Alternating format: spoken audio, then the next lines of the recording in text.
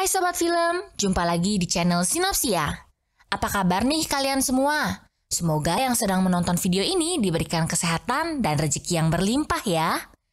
Kali ini saya akan membawakan sebuah alur film fantasi asal Swedia yang berjudul Border. Border memiliki sebuah plot cerita yang sangat unik, karena meskipun film ini berkonsep fantasi, tetapi tetap berlatar belakang kehidupan manusia modern. Film ini bercerita tentang seorang wanita berparas aneh seperti monster yang akhirnya menyadari jati diri dia yang sebenarnya setelah hidup di dunia ini selama puluhan tahun. Alhasil, semua ini membuat ia mempertanyakan asal-usul dirinya, siapa orang tuanya, dan makhluk apakah ia sebenarnya. Nah, penasaran kan? Tanpa lama-lama lagi, mari kita bersama-sama menyimak alur ceritanya.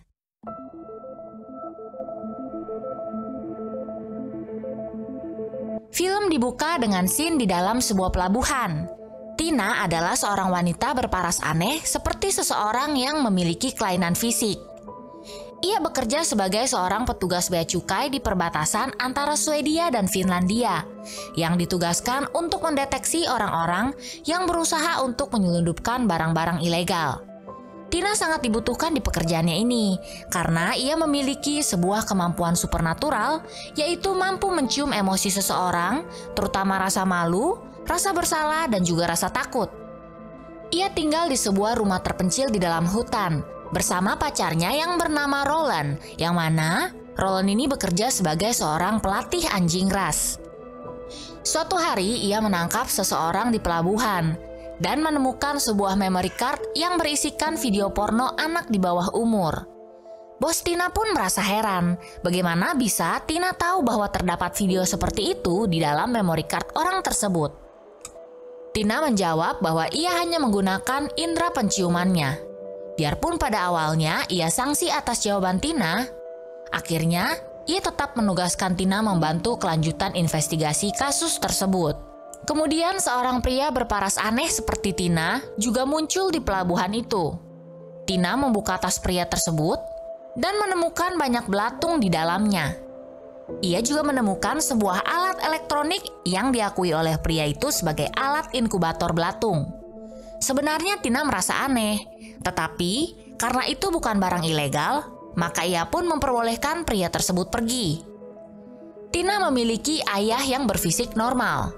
Ia tinggal di sebuah panti jompo karena usianya yang sudah tua dan telah menunjukkan tanda-tanda penyakit Alzheimer, yaitu penyakit otak yang menyebabkan penurunan daya ingat. Malamnya, sewaktu Roland sedang menonton TV, Tina keluar dari rumah dan menghabiskan waktu dengan seekor rusa besar.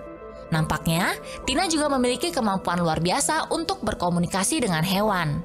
Keesokan harinya, pria aneh yang ditemui Tina kemarin kembali lagi melewati perbatasan.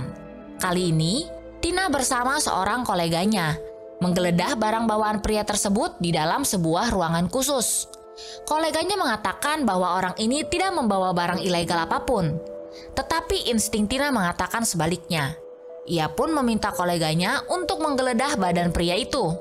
Sesaat setelahnya, kolega Tina keluar dari ruangan tersebut sambil geleng-geleng kepala. Ia juga memberitahu Tina bahwa pria ini memiliki alat kelamin wanita dan juga memiliki bekas luka yang besar di area dekat tulang ekornya.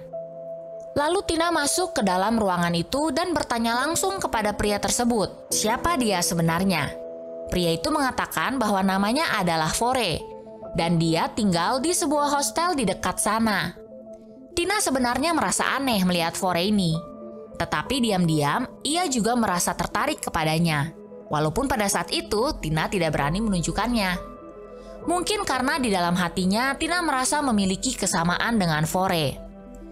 Tina lalu mengunjungi ayahnya di panti jompo untuk menanyakan bekas luka di tulang ekornya, yang mana sama seperti luka yang dimiliki oleh Fore.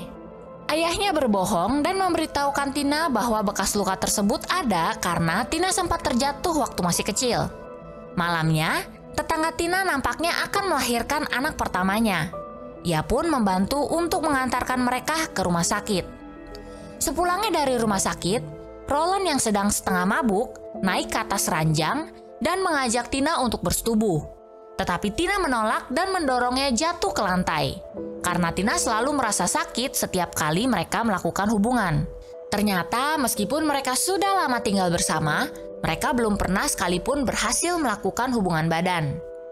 Esoknya Tina datang mengunjungi Fore di hostel tersebut.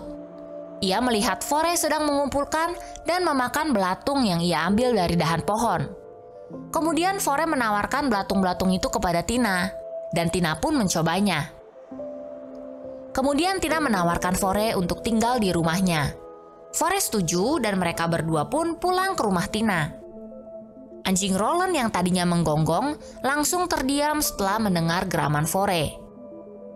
Di dalam rumah, Fore menunjukkan bekas luka di dadanya akibat tersambar petir. Karena terbawa suasana, ia pun mencoba mencium Tina. Sementara itu, Roland mulai menunjukkan ketidaksukaannya terhadap Fore. Esoknya, Tina ditugasi untuk menemani seorang polisi menggeledah sebuah apartemen yang diduga dihuni oleh sepasang pedofil. Di dalam apartemen itu, mereka menemukan sepasang suami istri dan mendengar suara isak tangis bayi. Tetapi karena mereka tidak memiliki surat izin resmi, terpaksa mereka pun harus pergi dari sana. Di kantor, Tina mengatakan kepada atasannya bahwa ia yakin pasangan itu telah melakukan sesuatu yang jahat terhadap bayi tersebut. Sepulangnya ke rumah, Tina dan Fore berjalan berdua menyusuri hutan. Di tengah percakapan mereka, Tina mengaku kepada Fore bahwa ia terlahir dengan kelainan kromosom yang mempengaruhi alat kelaminnya. Oleh sebab itu, ia tidak bisa mengandung anak. Menurut Fore, tidak ada kelainan apapun dari diri Tina.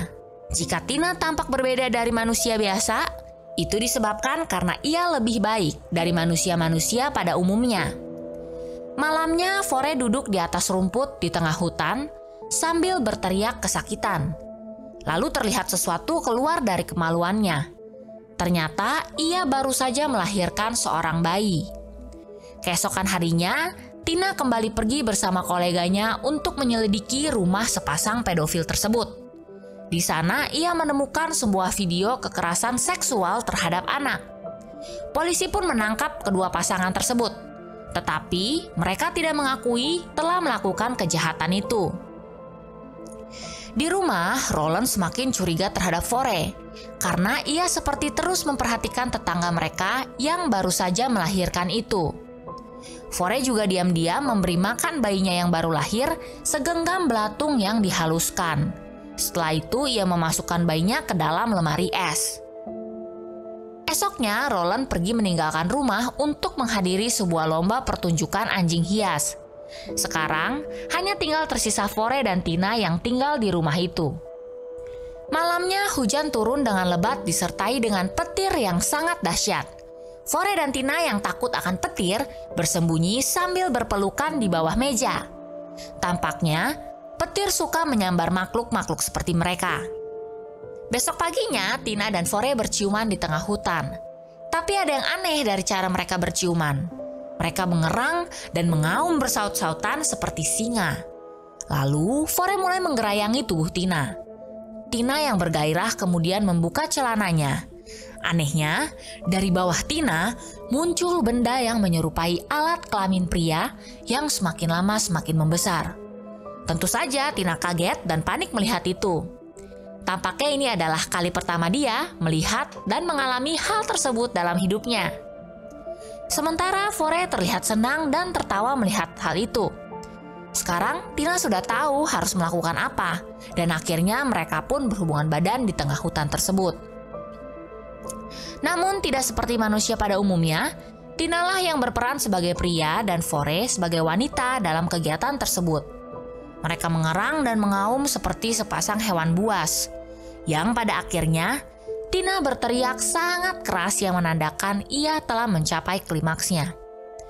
Setelah itu Fore memberitahu Tina bahwa sebenarnya Tina adalah sesosok troll, sama seperti dirinya.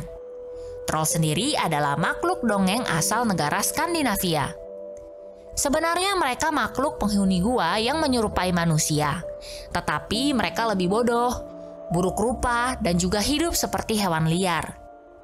Ekor yang dimiliki oleh seorang troll memberikan kemampuan untuk mencium emosi seseorang. Tetapi konsekuensinya adalah petir suka menyambar ekor tersebut. Ekor Tina ternyata sudah dipotong manusia ketika ia masih kecil.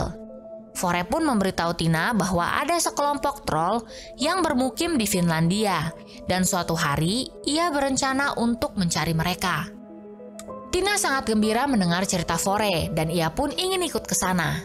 Sejak saat itu, hidup Tina berubah drastis. Ia sekarang menerima bahwa ia adalah sesosok troll. Dan mereka pun bahagia seperti layaknya sepasang troll. Berlari-lari di hutan, berenang di danau tanpa menggunakan busana. Fore memberitahu Tina bahwa manusia telah melakukan eksperimen jahat terhadap orang tua mereka di tahun 1970-an. Mereka disiksa dan dibunuh. Sejak saat itu, Fore menjadi yatim piatu dan hidup sebatang kara. Ia tinggal berpindah-pindah dari satu tempat ke tempat lainnya. Bagi Fore, manusia itu adalah parasit di dunia ini, dan mereka akan membawa kehancuran untuk semua. Tetapi Tina tidak sependapat. Ia mengatakan bahwa tidak semua manusia jahat adanya. Contohnya ayah Tina, yang telah merawatnya sejak kecil. Hal ini ditepis oleh Fore. Ia mengatakan bahwa ayahnya telah berbohong kepada Tina selama ini.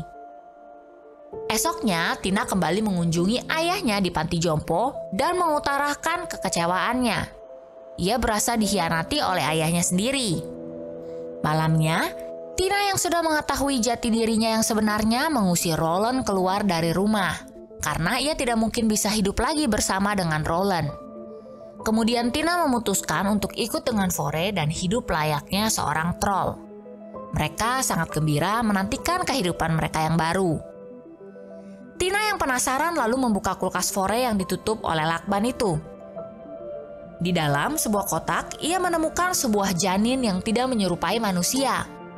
Karena merasa takut, ia pun menutup kotak itu dan menyimpannya kembali ke dalam kulkas. Di kantor polisi, si wanita tersangka kasus pedofil itu akhirnya mengakui kejahatannya. Anak-anak bayi di kediamannya itu dikirimkan oleh seorang pria. Ia dan suaminya lalu menelanjangi anak itu untuk merekam videonya. Naasnya di tengah perjalanan menuju ke penjara, si tersangka pria dibunuh oleh seseorang yang tidak dikenal. Tina dan timnya langsung berangkat menuju ke TKP untuk melakukan penyelidikan. Namun setibanya di sana, Tina merasa ada yang tidak beres. Ia berjalan menyusuri hutan untuk membuktikan dugaannya. Di sana, ia menemukan Fore yang sedang bersembunyi di belakang pohon. Ternyata Fore lah yang membunuh pria itu.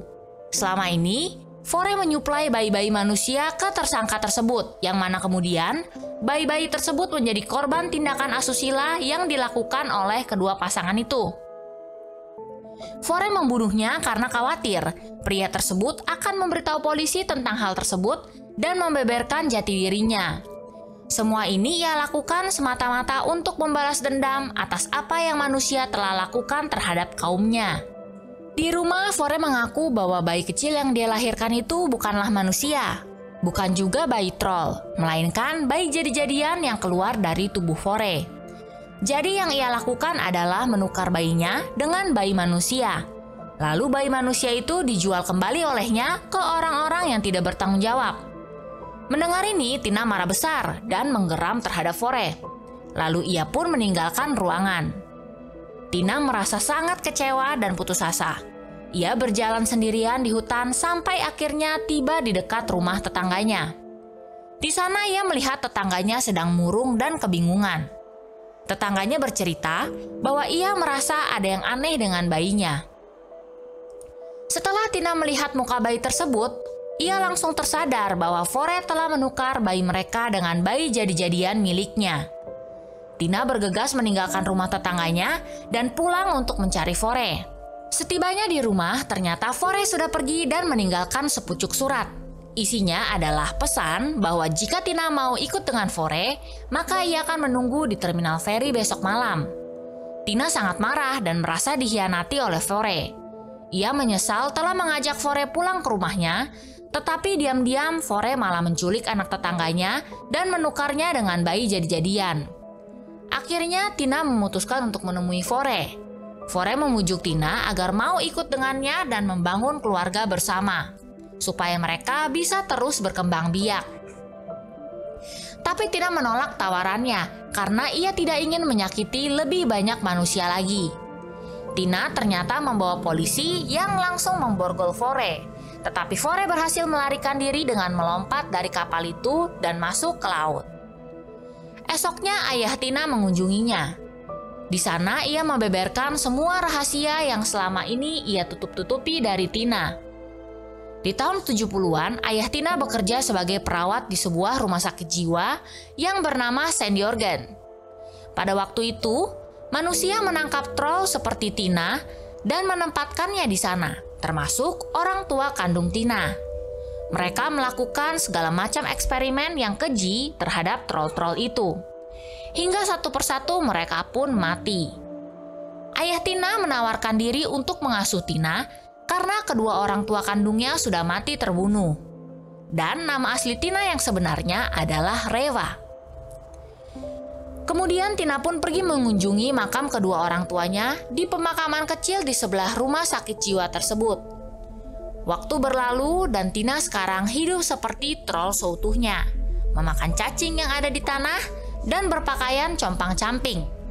Suatu hari ia menemukan sebuah paket yang diletakkan di beranda rumahnya. Setelah dibuka, ia menemukan seorang bayi troll yang dikirim oleh Fore. Di dalamnya terdapat sebuah kartu pos bergambar Finlandia. Sebuah ajakan dari Fore agar Tina mau datang ke sana menyusulnya. Di akhir film, Tina terlihat memberikan makanan kepada anaknya, seekor rayap yang ia ambil dari dahan pohon. Dan tampaknya mereka sangat bahagia karena dapat hidup bersama. Film pun usai. Terima kasih untuk kalian yang sudah menonton video ini dari awal sampai habis. Sungguh sebuah film yang sangat aneh ya. Tapi membuat saya terpaku kepada monitor ingin mengetahui akhir dari semua ini. Semoga kalian terhibur dengan video ini. Saya dari Sinopsia pamit undur diri.